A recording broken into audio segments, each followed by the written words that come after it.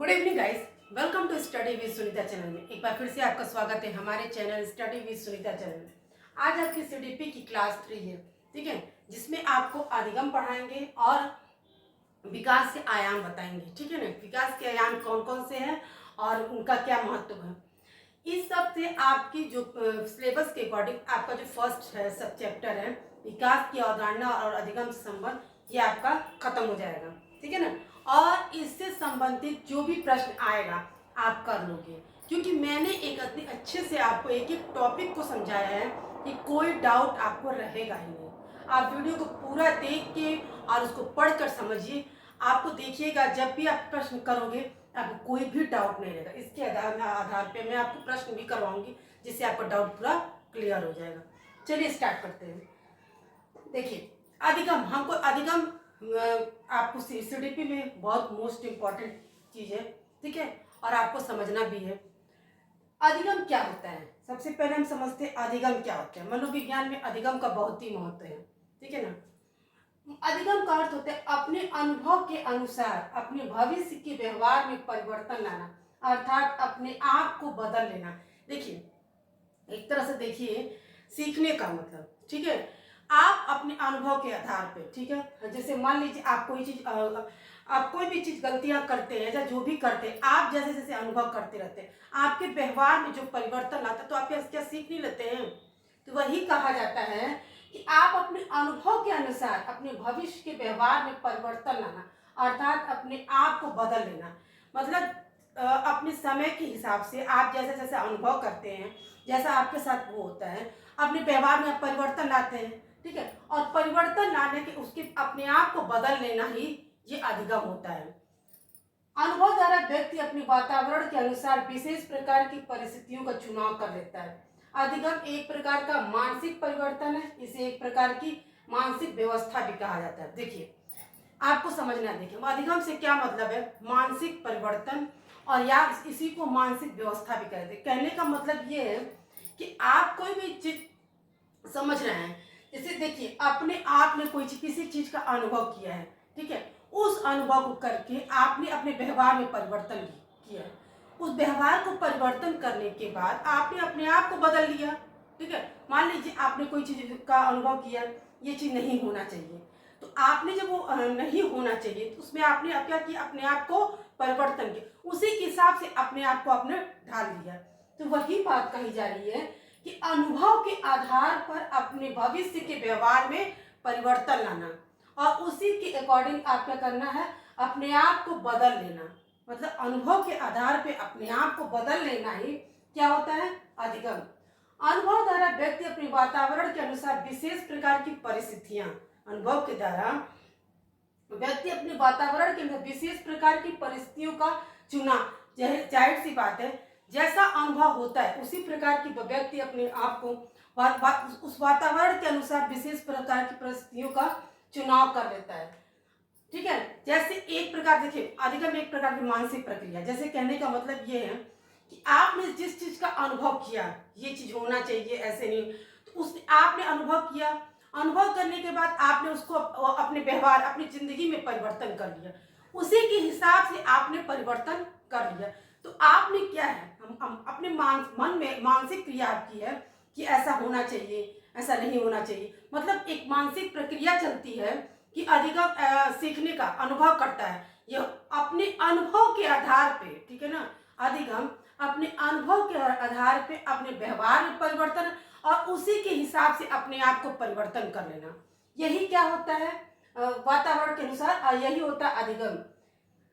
वो विशेष प्रकार की परिस्थितियों का चुनाव कर लेता है, जिस हिसाब से आपको करना होता है उसी हिसाब से परिस्थितियों का चुनाव कर लेता है, ठीक है ना। अधिगम एक प्रकार का मानसिक परिवर्तन है, इसको एक प्रकार का मानसिक परिवर्तन माना जाता है और मानसिक व्यवस्था भी कहा जाता है। देखिए मनोवैज्ञानिक गेट्स के अनुसार क्या है, अनुभव द्वारा व्यवहार में रूपांतरण मतलब परिवर्तन लाना ही अधिगम है, ठीक है ना। हमने बताया आपको अधिगम अनुभव के द्वारा, ठीक है ना, अनुभव के व्यवहार में परिवर्तन लाना ही अधिगम है। फिर है ई.एल. पील के अनुसार, ठीक है ना, ई.एल. पील के अनुसार अधिगम व्यक्ति में एक परिवर्तन है। क्या है, अधिगम एक परिवर्तन है, ठीक है ना। और जो उसके वातावरण परिवर्तन के अनुसरण में होता है, और उस वातावरण के परिवर्तन में, जैसा आपके वातावरण में परिवर्तन, उसी के हिसाब से अनुसरण कर लेता है, मतलब अपने आप को ढाल लेना। जैसा कहने का मतलब ये है कि अनुभव एक तरह का परिवर्तन है, ठीक है। जैसा परिवर्तन होता है, व्यक्ति अपने आप को उसी के हिसाब से अनुसरण कर लेता है, ठीक है ना, उसके परिवर्तन अनुसरण में होता है। अब विकास के विभिन्न आयाम, ठीक है ना, विकास के विभिन्न आयाम कौन कौन से होते हैं समझिए। बाल विकास को वैसे तो कई आयामों में विभाजित किया गया, कहा जाता है, मनोवैज्ञानिकों का कहना है कि वैसे तो कई आयामों में विभाजित किया जाता है, किंतु बाल विकास के एवं बाल मनोविज्ञान, यानी कि बाल विकास एवं बाल मनोविज्ञान के अध्ययन के दृष्टिकोण से इसके निम्नलिखित आयाम महत्वपूर्ण। कौन सा, ठीक है ना, मानसिक, शारीरिक, संवेगात्मक, ठीक है, और तो ये सब जो है महत्वपूर्ण है, जिसको मैं आगे पढ़ाने जा रही हूँ।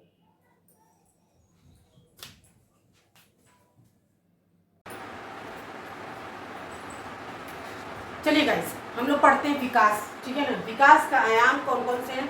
6 आयाम, ठीक है ना। लेकिन बाल विकास में आयाम बहुत बताए गए, लेकिन यही विकास में जो है ज़्यादा महत्वपूर्ण दिया गया, ठीक है।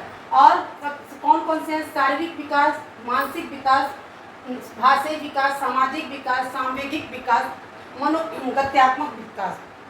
हम लोगों को सबसे पहले पढ़ना शारीरिक विकास। शारीरिक विकास में देखिए 2 तरह के विकास होंगे, एक आपके बाह्य विकास और एक आंतरिक विकास। बाह्य विकास वो विकास होगा जो आपको दिखाई देगा, ठीक है, लेकिन आंतरिक विकास आपको दिखाई नहीं होगा, लेकिन विकास होगा, मतलब दोनों में ही होगा, बाह्य भी और आंतरिक भी। एक बाह्य वाला विकास जो है आपको दिखता है और आंतरिक नहीं दिखता, यही लिखा गया है। इस मतलब शारीरिक विकास के अंदर बालक के शरीर के बाह्य, ठीक है ना, और आंतरिक अवयव का विकास शामिल है, यानी कि बाह्य और आंतरिक, ठीक है, दोनों ही शामिल है। शरीर के बाह्य परिवर्तन में देखिए क्या क्या होता है, ऊंचाई और शारीरिक, यानी कि शारीरिक जैसे लंबाई और ऊंचाई, अनुपात में वृद्धि, ये स्पष्ट दिखाई देता है। जो ये आपके होगा आपको बाह्य परिवर्तन, वो आपको स्पष्ट दिखाई देता है। और आंतरिक अवयव के परिवर्तन में बाह्य रूप से तो दिखाई तो नहीं पड़ते, मतलब जो बाह्य में आपके दिखाई देते हैं, लेकिन आंतरिक परिवर्तन में आपको दिखाई नहीं पड़ते हैं। किंतु शरीर के भीतर समुचित विकास होता है, लेकिन आपको वो दिखाई भले नहीं पड़ते हैं, लेकिन शरीर के अंदर विकास होता है, समुचित उसका विकास होता है। क्या क्या शरीर के अंदर विकास होना चाहिए, उसका विकास वो समुचित रूप से अच्छे ढंग से होता है, ठीक है ना। फिर जैसे प्रारंभ कहें, उदाहरण के रूप में देखिए, प्रारंभ में शिशु अपने हर प्रकार के कार्य के लिए दूसरों पे निर्भर रहता है, ठीक है, हर प्रकार के कार्य के लिए शिशु दूसरों पे निर्भर रहता है, शिशु मतलब बच्चा, वो दूसरों पे निर्भर रहता है, ठीक है। धीरे धीरे विकास की प्रक्रिया के फलस्वरूप वो अपनी आवश्यकताओं की पूर्ति में सक्षम हो जाता है। जैसे जैसे उसकी विकास की प्रक्रिया बढ़ती जाती है, वैसे वैसे अपनी क्रिया करने के लिए वो सक्षम हो जाता है, ठीक है ना, आवश्यकताओं की पूर्ति में सक्षम हो जाता है। शारीरिक वृद्धि और विकास के बारे में शिक्षकों को पर्याप्त जानकारी होनी चाहिए, ठीक है ना। शारीरिक विकास के लिए और के शिक्षकों, यानी कि आपके टीचर्स को आपको जानकारी होनी चाहिए। इसी जानकारी के आधार पर वो बालकों को स्वास्थ्य अथवा इससे संबंधित अन्य समस्याओं से अवगत हो सकता है। देखिए सब आपने क्या बताया, विकास के विभिन्न आयाम, ठीक है, कौन कौन से? शारीरिक विकास, मानसिक विकास, भाषाई विकास, सामाजिक विकास, सांवेगिक विकास और मनोगत्यात्मक विकास। इनको पढ़ाने का मतलब यही है कि जो आपके मनोचिकित्सक होते हैं, ठीक है ना, जब ऐसी कभी समस्या आती, जब उनके पास जाएंगे या फिर आपके शिक्षक जो भी, तो क्या कहने का मतलब है, देखिए शारीरिक विकास का मतलब क्या है कि इसमें 2 तरह का विकास होता है। शारीरिक विकास में 2 तरह का विकास, कैसे? बाह्य विकास और आंतरिक विकास। जो बाह्य विकास होता है वो दिखता है, मतलब ऊंचाई होगी, लंबाई होगी, जो शारीरिक विकास में जो परिवर्तन होता है वो दिखता है, लेकिन आंतरिक विकास जो होता है उसमें दिखता नहीं है, वो आपको दिखता नहीं, लेकिन उसका समुचित विकास होता है। वो आपको दिखे ना, लेकिन उसका विकास अंदर से होता है, वो आंतरिक विकास में होता है, दिखाई नहीं। लेकिन जैसे उदाहरण के रूप में देखा है, एक का बात कही जाती है कि प्रारंभ में शिशु जो है, यानी कि बच्चा जो है, अपनी हर चीज के लिए वो दूसरों पे निर्भर रहता है, क्योंकि उसका विकास नहीं हुआ रहता है, अभी उतना विकास उसका हुआ नहीं रहता, इसलिए हर वो चीज के लिए वो दूसरों पे निर्भर रहता है। लेकिन जैसे जैसे उसके अंदर विकास होता है, वो अपनी हर क्रियाकलाप के लिए वो सक्षम होता जाता है, देखिए ठीक है ना, अपनी आवश्यकताओं के प्रति सक्षम होता रहता है। लेकिन एक चीज और है, शारीरिक वृद्धि और विकास के बारे में आपके शिक्षकों को जानकारी होनी चाहिए। अगर उनको जानकारी नहीं होती तो वो उस हिसाब से काम नहीं कर सकते। इसीलिए कहा जाता है कि शारीरिक विकास और आपके शारीरिक विकास और वृद्धि यानी कि दोनों की जानकारी आपके शिक्षक को होनी।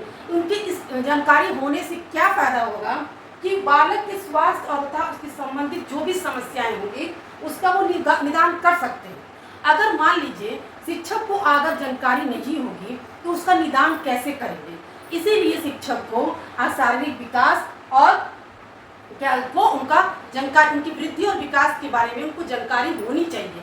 इसी तब जानकारी होने पे ही वो उसका निदान कर, अगर जानकारी नहीं होगी तो उसका निदान नहीं कर सकते। ये थे शारीरिक विकास, यानी कि आपको मैंने विकास के विभिन्न आयाम में से 6 में से आपको एक आयाम मैंने बताया कि शारीरिक विकास क्या होता है। शारीरिक विकास में बाह्य परिवर्तन क्या होता है और आंतरिक परिवर्तन क्या होता है। बाह्य परिवर्तन अगर और आंतरिक परिवर्तन, अगर ये दोनों परिवर्तन जब शुरू नहीं हो पाते हैं बच्चों में तो किस पे निर्भर रहते हैं, ठीक है ना। और जैसे जैसे तो ये आपको अच्छे से समझ में आए और जानना भी आपके लिए बहुत जरूरी है, क्योंकि इस तरह से संबंध का क्वेश्चन आपको घुमा फिरा के पूछता है और आपने इतना अच्छे से डिटेल से पढ़ लिया है कि आपको अच्छे से समझ में आए। जैसे भी क्वेश्चन पूछेगा, मतलब कहने का मतलब जो लिखा है उसी के अलावा नहीं, आप भी समझने की कोशिश कीजिए कि मतलब शारीरिक विकास होता क्या है। शारीरिक का मतलब कि शरीर का विकास, ठीक है ना। तो शरीर का विकास केवल एक, आप बाहर से तो देखेंगे नहीं भाई, आपके अंदर का भी तो अंदर आपके इतने फंक्शन हैं इतने बहुत, तो उनका भी तो विकास होता है। तो वो लेकिन वो विकास आप देख नहीं पाते हैं, लेकिन ऊपर का विकास तो आप देख लेते हैं। तो यही मतलब इस तरह से भी पूछा सकता है कि शारीरिक विकास में क्या क्या विकास होता है, तो आप बता सकते हैं ना कि बाह्य भी होता है आंतरिक भी होता है, ठीक है। अब शिशु जो है, जो बच्चा जन्म लेता है, वो हर अपनी क्रियाकलाप के लिए दूसरों पर निर्भर रहता है, क्योंकि अभी उसका विकास नहीं हुआ रहता है। जैसे जैसे उसके विकास होते रहते हैं वो हर अपनी क्रियाकलाप के लिए सक्षम होता जाता है। इसीलिए कहा जाता है कि सब जानकारी टीचरों को, शिक्षकों को होनी चाहिए, ठीक है। ये थे आपके शारीरिक विकास।